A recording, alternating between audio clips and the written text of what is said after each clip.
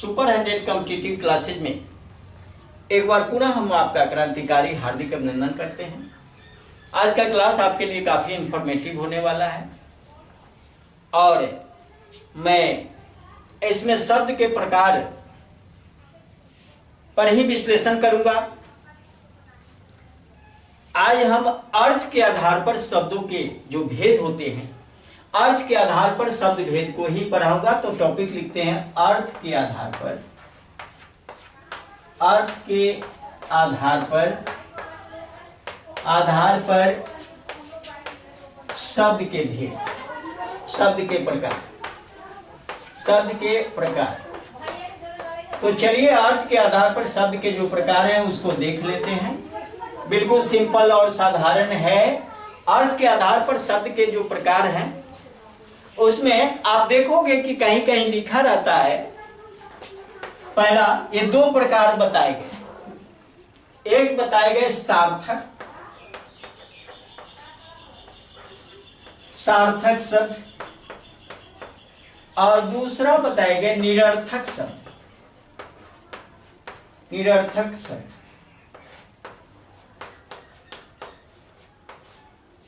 अर्थ के आधार पर ये दो प्रकार बताए गए, लेकिन आप यहां पर अर्थ के आधार पर मैं यहां पर बता रहा हूं, इसको भी रखा, अलग नहीं किया, लेकिन चार प्रकार को जाने तो ज्यादा बेहतर है। एक अर्थक शब्द,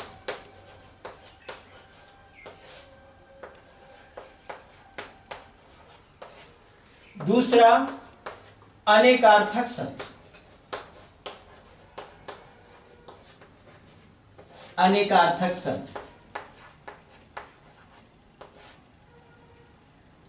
तीसरा पर्यायवाची शब्द,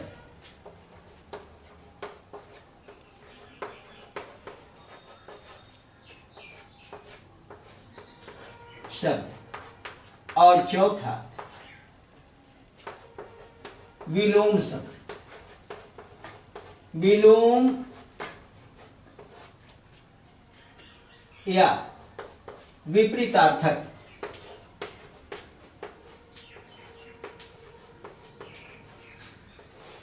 शब्द या उल्टा अर्थ रखने वाले शब्द, क्योंकि बोले यहां पर चार प्रकार होगा, चार प्रकार, और यहां पर दो प्रकार हो गए।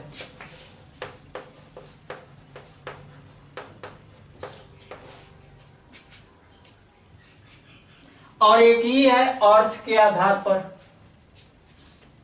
कहीं यहां दो देख रहे हो, यहां चार देख रहे हो।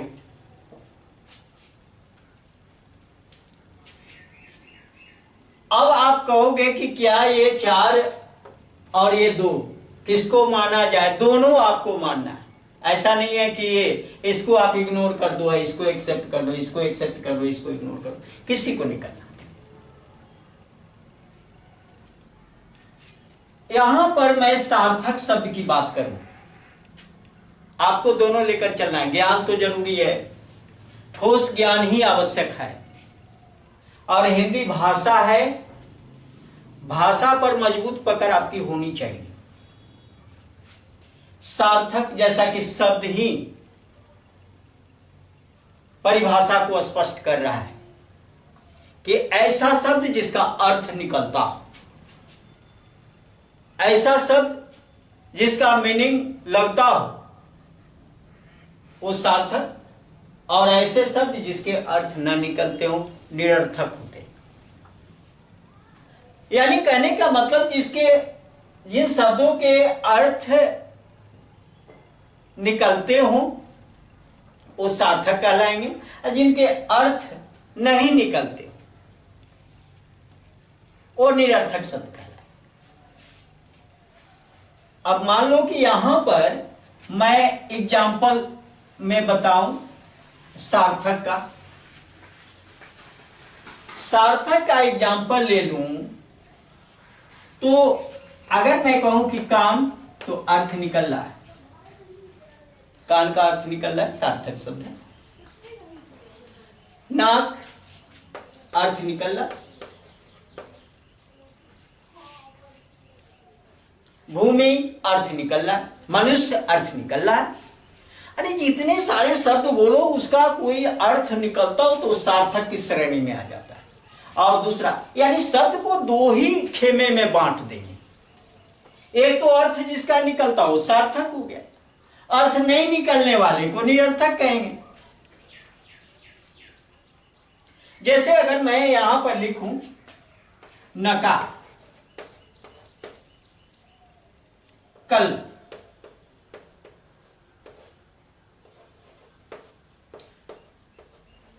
चेचे, टल, अब ये कोई मीनिंग नहीं रखता, ये सब बिल्कुल निरर्थक है। अगर सवाल खड़ा होता है कि जब इसकी आवश्यकता ही नहीं है तो फिर ये आया क्यों, आखिर आपको यह जानना चाहिए कि आप सार्थकता पर अपने प्रकाश डालते हो तो निरर्थक को जानोगे तो सार्थकता सही डिफाइन कर पाओगे। निरर्थक पता नहीं होगा तो सार्थकता की परिपूर्ण परिभाषा आप नहीं दे सकते, इसलिए दोनों को समाहित करके रखा गया। निरर्थक के बुनियाद पर ही सार्थक का शीश महल खड़ा किया गया। अब कहोगे कि माने वर्णों का मेल कब होता है, वर्णों का मेल ही शब्द है।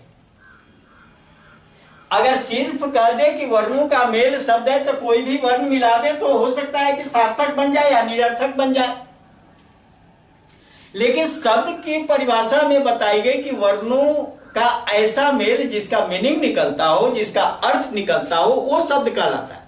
यानी वर्णों का सार्थक मेल होना चाहिए भाई, अर्थ के साथ मेल होना चाहिए, अर्थ निकले। लेकिन वर्णों का मेल, अब छोटा छोटा बच्चा है, कोई दो वर्ण मिला दिया, आखिर वो भी तो वर्ण का मेल कराया, मीनिंग भले ही ना निकले, मीनिंग नहीं निकलना, न का कुछ नहीं। अब टल कुछ नहीं। अब इस तरह से कुछ ऐसे शब्द हैं तो इनको, इसलिए इसको बताया गया कि ये निरर्थक शब्द हैं कि ताकि निरर्थक आप जानिएगा तब सार्थकता की ओर बढ़ेंगे। पहले आप अपनी कमजोरी को न जानोगे तो मजबूती की ओर बढ़ ही नहीं पाओगे। पहले कमजोरी को ही ढूंढना है और उसमें सुधार लाने का प्रयास करना है, और यहां यही बात है। चलो मैं यहां पर देखता हूं, ये चार जो बताए, यहां चार में आपको एक अर्थक शब्द की चर्चा की, ऐसे शब्द जिसके एक अर्थ होते हैं। एक अर्थ बहुत आसान है, एक ही अर्थ निकलता है उसका, शब्द बोलने से ही स्पष्ट हो जाता है। एक अर्थ जिसका निकलता है वो एक अर्थक है। अब मान लो कि अगर मैं कहूं कि रात, तो रात तो एक ही अर्थ है कि भाई रात का मतलब है कि अंधकार में प्रवेश कर गए, वो रात हो गया। दूसरा क्या है? अब कहिएगा कि आपने कहा कि रात, इसका तो दूसरा, इसके लिए आप दूसरा शब्द बोल सकते हो, लेकिन रात का मीनिंग तो वही होगा। एक अर्थ रखता है मनुष्य, एक अर्थ रखता है सुख, एक अर्थ रखता है घमंड, एक अर्थ रखता है अवगुण, एक अर्थ रखता है। मैं यहां पर अगर लिख दूं इसमें घमंड, अवगुण, दोष,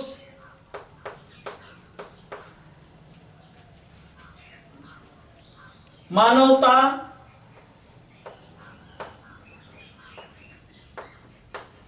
इस तरह से एक अर्थ, एक मीनिंग। अब यहां पर दूसरा है अनेकार्थक। अब अनेक मीनिंग, अनेकार्थक मैं यहां पर एग्जांपल दे देता हूं अनेकार्थक का। एक से अधिक अर्थ रखने वाला, एक से अधिक मीनिंग देने वाला शब्द एक ही है, अर्थ अलग अलग हो जाता है। जैसे मैं कहूं आपको अली,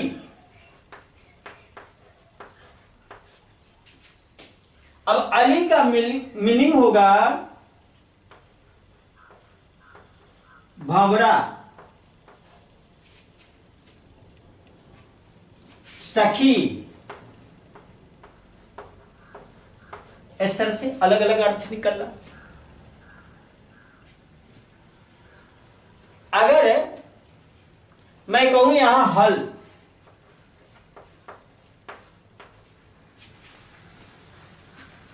अब यहां पर हल, इसके अर्थ निकल रहे समाधान,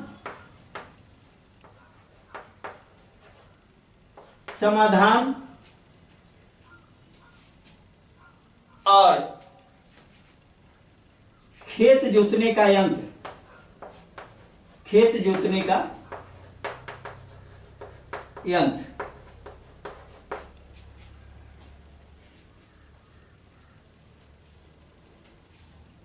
इसके बाद अगर मैं कहूं यहां आम, तो साधारण और कहूं कि आम एक फल, अलग अलग मीनिंग रखने वाले, अनेक मीनिंग रखने वाले शब्द जो होंगे वो अनेकार्थक की श्रेणी में आएंगे। इस तरह से आप देखेंगे। इसके बाद आता है ये पर्यायवाची। देखिए पर्यायवाची को समझना जरूरी है। ये पर्यायवाची है क्या? पर्याय का मतलब होता है बदले में। पर्याय का मतलब होता है बदले में। किसके बदले में? एक शब्द के बदले में दूसरा शब्द। कहीं कहीं आप पर्यायवाची शब्द का डिफाइन आप देखा होगा, परिभाषा उसका देखा होगा, तो समान अर्थ रखने वाले शब्द हैं। अर्थ की समानता होती है उसमें, पर्यायवाची में। लेकिन आप यह नहीं समझें कि बिल्कुल समान होता है। समानता के साथ हल्का सा अंतर दिखता है, और इसलिए कहा जाता है कि एक शब्द जो मैं प्रयोग कर रहा हूं उसके बदले में उसका पर्याय प्रयोग नहीं कर सकता। जब समान अर्थ होगा तो हम तो पर्याय अगर किसी का ले लें तो उस एक के बदले दूसरे शब्द का प्रयोग करेंगे, लेकिन ऐसा करने से रोका जाता है। क्यों रोका जाता है भाई? ऐसा करने से इसलिए रोका जाता है कि मीनिंग में काफी डिफरेंट आने लगता है। जैसे मैं एक एग्जांपल बताता हूं आपको, पर्यायवाची का लेकर चल रहा हूं। तो चलिए यहां पर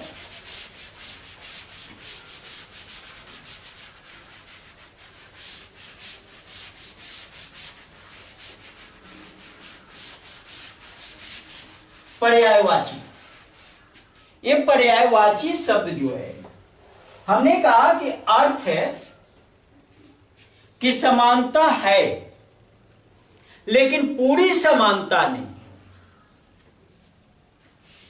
कहीं कहीं तो परिभाषा में स्पष्ट रूप से लिख दिया गया है कि अर्थ में समानता रखने वाले शब्द ही पर्यायवाची है, लेकिन मैं उसको नहीं समझता। थोड़ा सा डिफरेंट जरूर आता है। अगर डिफरेंट नहीं आता तो एक शब्द के बदले में जो दूसरा शब्द हम देते हैं बदले में, पर्याय का मतलब बदले में होता ही, एक शब्द के बदले में दूसरा शब्द दे देते हैं। जैसे एक एग्जांपल लेते हैं, जल। जल का एक पर्याय लिख देते हैं पर्यायवाची, पानी। ढेर सारा पर्यायवाची, लेकिन दो पर हम समझ लेते हैं। ये दोनों अगर एक ही समझते हो, जल का पर्याय तो पानी होता है, लेकिन क्या इस दोनों का प्रयोग हम कहीं जहां जल का प्रयोग करेंगे वहीं पानी का प्रयोग करें, और जहां पानी का प्रयोग करें वहीं जल का प्रयोग करें? नहीं, ऐसा नहीं होता। अगर मैं ऐसा नहीं कहता कि गंगा का पानी अच्छा नहीं लगेगा, गंगा का जल, गंगा का पानी अच्छा नहीं लगता यहां पर, गंगा का जल, गंगा जल। अब मैं कहूं दूसरा इसी का ले लूं, अगर गंगा का पानी लेता हूं तो थोड़ा सा खराब लगता है, गंगा का जल अगर कहता हूं तो ये बेटर लगता है। गंगा का जल ये पवित्र माना गया, इसलिए इसको जल के रूप में। अगर मैं पानी ही लेता तो चलो भाई पानी लेता हूं, मैं पानी की बात यहां पर बता दूं। अगर मैं कहूं यहां पर कि नाला का जल, नाला का जल, तो ये गलत हो जाएगा बंधु।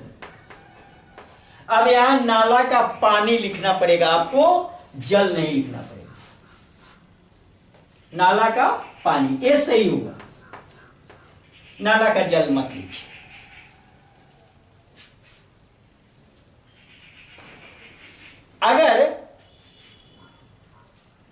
अगर मान लिया कि पितृ तर्पण किया जाता है, आप जानते हो तर्पण,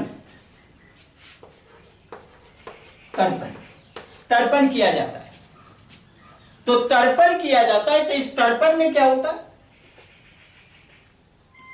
अगर कोई कहे कि तर्पण पानी से किया जाता है तो ये बिल्कुल गलत है बंधु। तर्पण पानी से नहीं किया जाता, तर्पण जल से किया जाता है, तर्पण किया जाता है जल से। अब जल से तर्पण किया जाता है। अब यहीं पर ले लीजिए, जब दोनों का मीनिंग, जब दोनों का अर्थ ही समान हो, तो हम क्यों इसको क्रॉस कर रहे हैं और इसको सही कर रहे हैं? नाला का पानी ये सही है, अगर नाला का जल कहेंगे तो ये गलत हो जाए, और ये गंगा का पानी गलत यहां लगेगा, गंगा का जल कहें तो ज्यादा बेटर लगेगा। तो इसलिए ये पर्यायवाची शब्द, यानी एक शब्द के बदले में दूसरे शब्द का प्रयोग किया जाता है, लेकिन आप वाक्य प्रयोग जब कर रहे हो तो ये ध्यान देना पड़ेगा कि कहां किसका प्रयोग किया जाए। सारे पर्यायवाची, एक पर्यायवाची के स्थान पर उसके बदले में दूसरा जो है सो उसका प्रयोग न करे तो ज्यादा बेटर है। माने यहां पर आंशिक समानता की बात अगर कहें तो ज्यादा बेटर लगेगा, आंशिक समानता। अब विलोम, ये तो लास्ट, नेक्स्ट है, लास्ट है विलोम या विपरीतार्थक शब्द, ये जानते हो आप। विलोम का मतलब ही उल्टा होता है, उल्टे अर्थ रखने वाले शब्द विलोम शब्द कहलाते हैं। अब उल्टे अर्थ रखने वाले शब्द विलोम शब्द, सुख दुख, सुख का विलोम दुख होगा या दुख का विलोम सुख होगा।